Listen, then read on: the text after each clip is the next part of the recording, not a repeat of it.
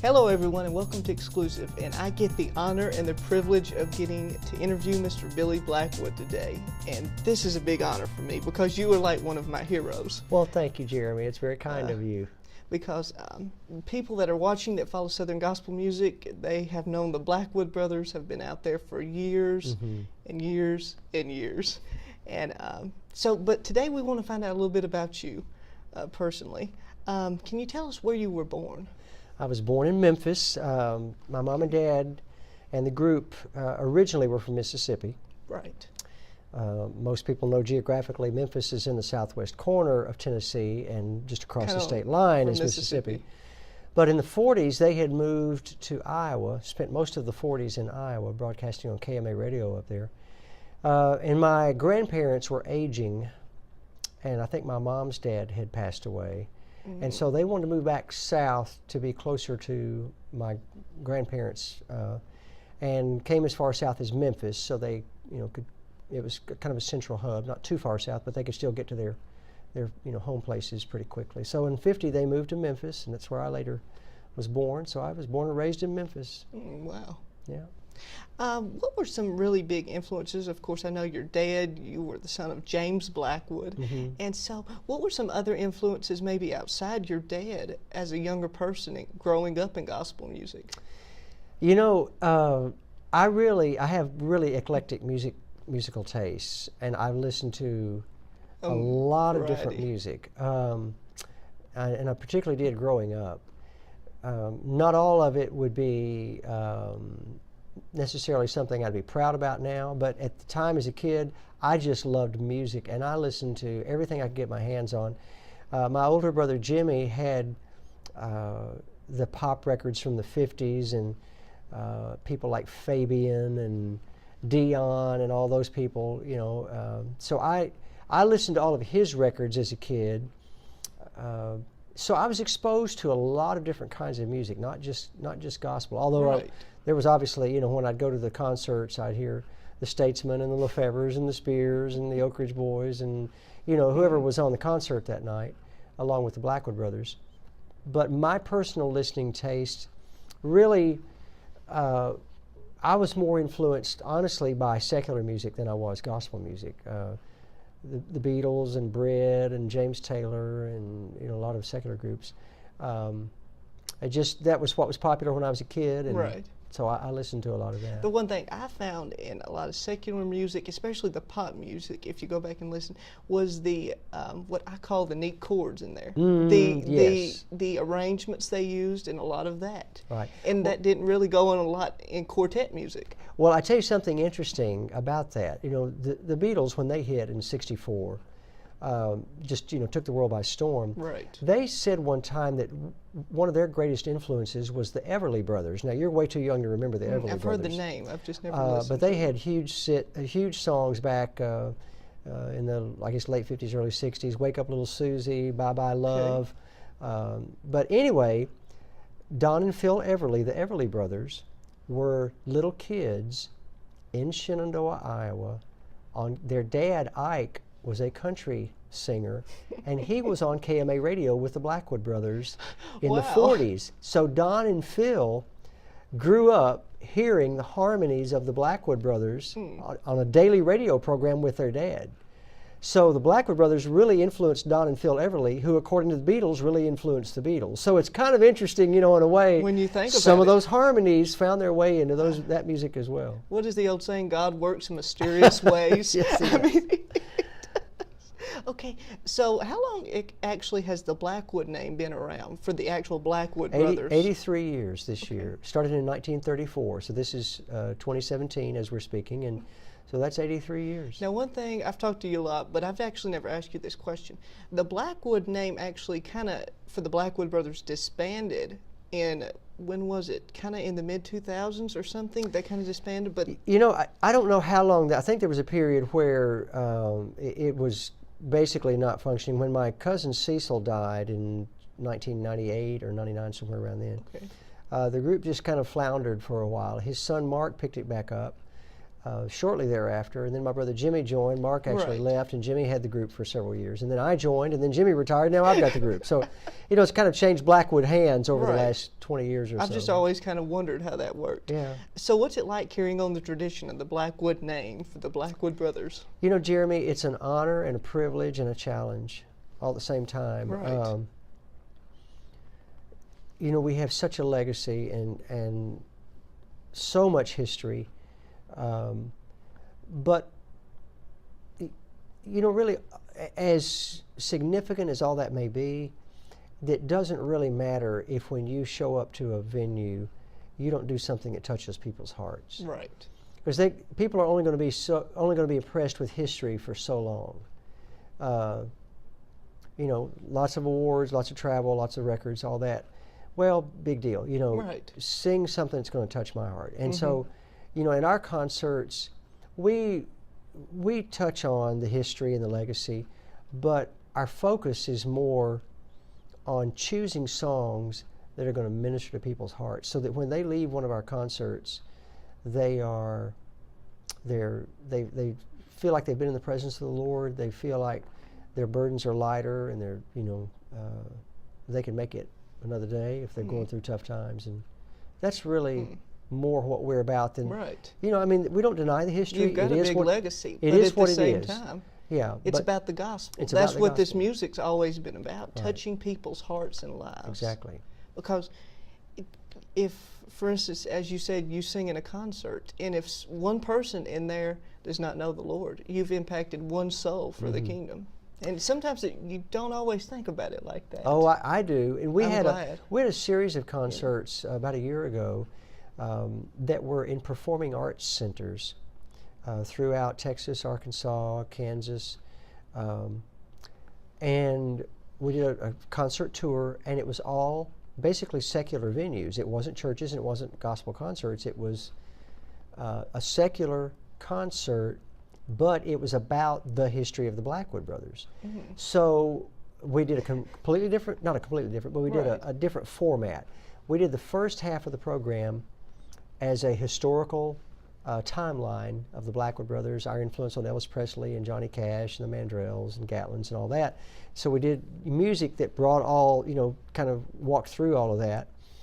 And then we got to intermission. Then after intermission, we did 5 songs off of our latest, or what was at the time our latest CD, and did more. The second half was more who the Blackwood Brothers are now.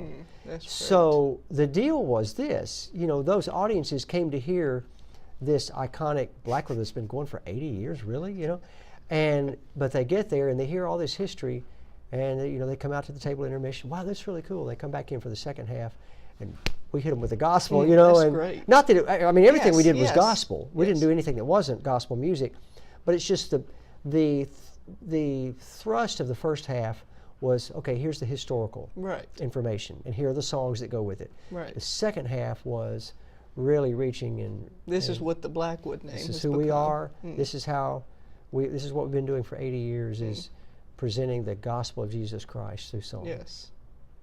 That's great. Let's see, how many groups have you actually been with? Well, I actually started with, when we were kids, my cousin Mark and I are about the same age, and we were taking piano lessons from a lady in Memphis and voice lessons from her husband. Well, they had 3 sons, and they came up with my dad and Cecil and I guess him, Mr. Pilot, came up with the idea of putting the 5 of us together as a group called the Blackwood Little Brothers. And so at 10 years old, I was doing what I'm doing now, going out on stage.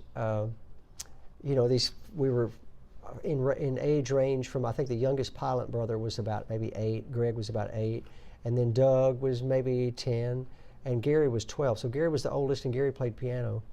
And then Doug and Greg and my cousin Mark and I were the 4 singers. So we had a Blackwood Little Brothers group. And we were kids and everybody ate it up, it was cute and everybody loved it. So that was actually the first group I toured with, just as, a kid. And then, that was during the summer when we were out of school and things like that. But my first full-time touring was with J.D. Sumner and the Stamps. I was thinking and I was playing drums with them. Okay. And then drums was really what I had that's the instrument that I'd chosen to really focus on. So I traveled with JD for a couple of years, then joined the Blackwood Brothers and played drums with them for almost 4. Then my friend Donnie Sumner, JD's nephew, had been with the Stamps when they opened for Elvis. And Elvis was a big Blackwood Brothers fan, was a friend of my dad's, and he always had a gospel group on the show. And the Stamps had been one of those groups when Donnie was with the group. Well, Donnie left to form his own group, and they were actually going to audition for a job with Tom Jones in Vegas. And Elvis said, well, before you do that, I want to hear you. So they went up to his suite at the International Hilton, and he heard the group, Donnie's new group, and said, I want you guys on my show. So he hired them on the spot. They never went to the audition with Tom Jones, but they needed a band because they were going to be opening the show. And I was getting ready to leave the Blackwood Brothers. I was really not walking with the Lord, just kind of off in the world and listening to a lot of stuff, doing a lot of things I shouldn't have been doing. And Donnie asked me if I'd join them as their drummer.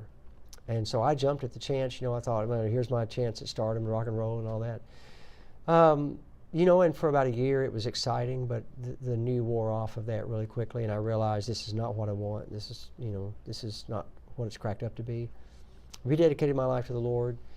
Stayed with the show about another 6 months or so, but eventually the Lord led me out of that. And then I traveled for about 3 years with my friend Gordon Jensen, who's a great songwriter. Yes, Redemption Draweth Nigh. Redemption Draweth Nigh, Tears Are Language, God Understands. He's as close as the mention. He's as close as the mention of his name. I Should Have Been Crucified, Whisper Jesus.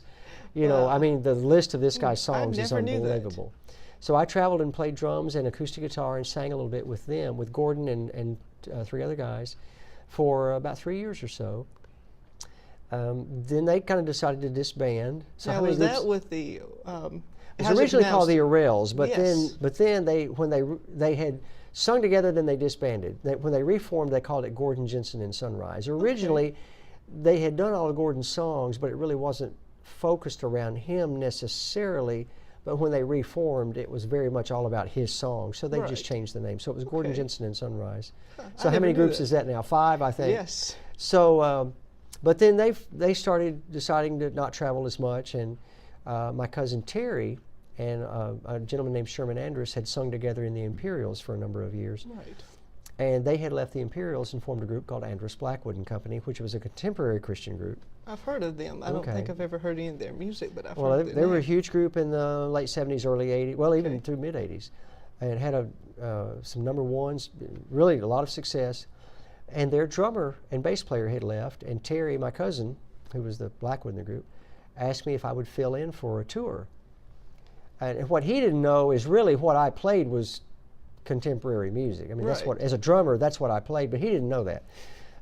So I said, sure, I'll fill in. So I went to fill in for 2 weeks and ended up being there 7 years and played drums on the road with him for 7 years. So that was, 6 groups, I guess. And then went into solo ministry and church work for about 20 years or so. And then the opportunity came to join the Blackwood Brothers after my brother Jimmy was back and leading the group. He had left the group and done solo ministry for a number of years as well. Came back into the group and then ended up leading it. And the opportunity came for me to join him, so I did. Back in the Blackwood Brothers for about 7+ years now. And it's great. I think it is. Well, thank you. I appreciate it. I know your brother Jimmy had joined, and you, so many years after he had been there, joined, and then y'all signed with Daywind Records not long after you had been Well, there, actually, the way that happened is kind of a cool story. Jimmy was signed. They were signing with Daywind, but I wasn't with the group. Oh, okay. But Daywind's offices are in Hendersonville, outside of Nashville, and the president of the company, Ed Leonard, was a kid in my youth group when I was on staff at a church there. So he was a little Eddie Leonard to me, and I knew his family. But then he grew up and went on, his mom, Dottie, started Daywind, and then he became the president of the company. So Jimmy was coming to Nashville to meet with Ed to sign with Daywind. And since I knew Ed very well, and Michael Sykes was producing the record. I knew Michael really well. And I said, would you mind if I tag along to the meeting? He said, no, come on. And we'd already kind of talked about it was a 75th anniversary record. And we talked about, since I had been the only drummer ever with the Blackwoods, and I did hundreds of studio sessions. Right. That, you know, it'd be a probably good idea for me to play drums on the record. It'd be kind of cool. Right. So that's what I was going to do, was play drums on that 75th anniversary record. And they didn't really have an arranger in the group per se, and I can arrange. Right. So I arranged the vocals. We were doing a lot of historical stuff.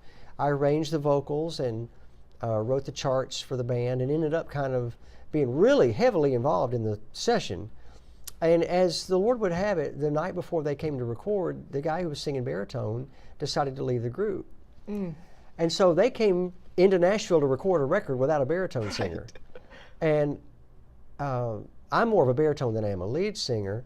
I had arranged all the vocals. I'd written all the charts. I was playing drums on the record. And so, you know, kind of the collective light bulb went off, and we all realized, you know what, maybe I need to be doing this. So I rejoined. That was like 7.5, almost 8 years ago. And Jimmy stayed about another 3 years or so after that, 2.5, 3 years. And then he decided to retire. We hired Michael Helwig. But that's, you know, it was all just kind of odd the way that happened, because I wouldn't really have thought I would be doing this. Right. It's the way the Lord works. It's the way the Lord works, strange and mysterious ways. Yeah.